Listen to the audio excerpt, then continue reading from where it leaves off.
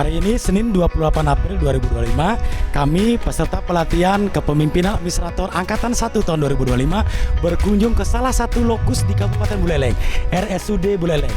Selamat datang di Rumah Sakit Umum Daerah Kabupaten Buleleng. Setelah hari ini kita laksanakan, sebelumnya kami sudah melakukan identifikasi permasalahan, dan permasalahan ini kami dapatkan dari narasumber pihak RSUD. Selain narasumber internal dan survei online internal yang kami tujukan kepada para pekerja, perawat, dan tenaga medis, kami juga menyebarluaskan kuesioner online kepada pihak eksternal, yaitu kami tujukan kepada masyarakat di Kabupaten Buleleng yang menggunakan layanan RSUD Kabupaten Buleleng. Kami juga menyimak beberapa permasalahan yang disampaikan oleh masyarakat lewat Google Review, dan setidaknya mungkin ada 700 lebih yang sudah masuk ke Google Review.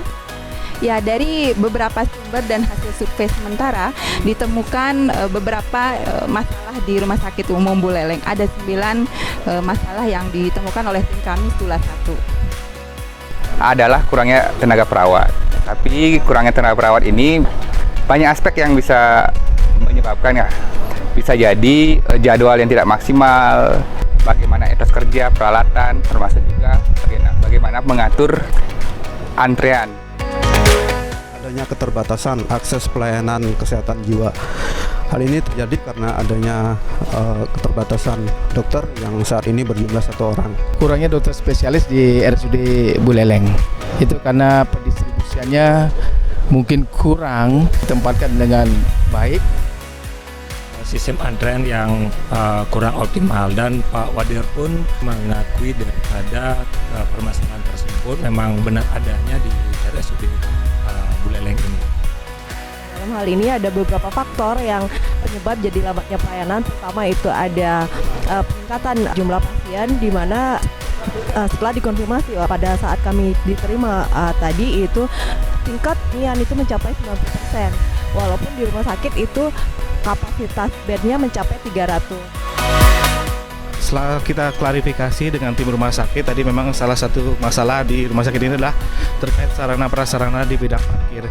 Memang karena pelayanan di rumah sakit daerah ini hanya di pagi hari, sehingga para pasien menumpuk di pagi hari, tidak seperti di swasta ada pelayanan sore hari. Belum optimalnya pengelolaan limbah, di mana pada saat sebelumnya pengelolaan limbah dilakukan secara terpisah antara limbah B3 dan limbah medis. Namun sekarang ini ada pembaharuan lagi, di mana limbah B3 dan limbah medis akan dikelola secara satu kesatuan dengan sistem IPAL. Karena di sini ada beberapa obat yang sangat jarang dilakukan. Seperti diinformasikan bahwa frontliner kurang ramah.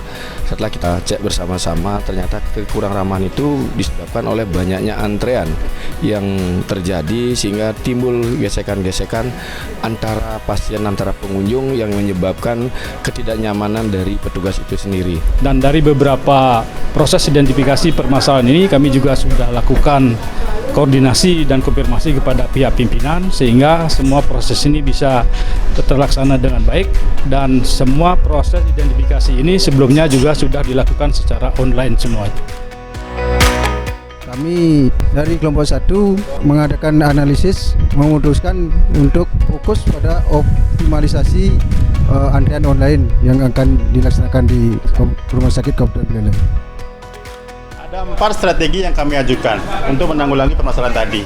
Yang pertama adalah pengembangan fitur antrian online yang lebih user friendly, kemudian membuat tutorial bagi pasien, membuat kios pendaftaran khusus bagi pasien yang datang, dan tentunya pendampingan dalam registrasi yang dilakukan oleh pasien tersebut.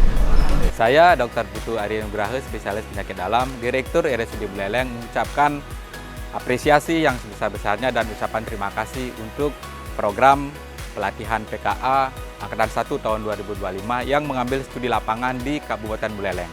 Dalam hal ini di RSUD Buleleng yang memberikan begitu banyak masukan untuk bagaimana kita mempercepat antrean pasien yang berobat ke rumah sakit. PKA 1, kelompok 1, salut. RSUD Buleleng, salut. Solusi inovatif, salut. Tepuk salut. Salut, salut, salut.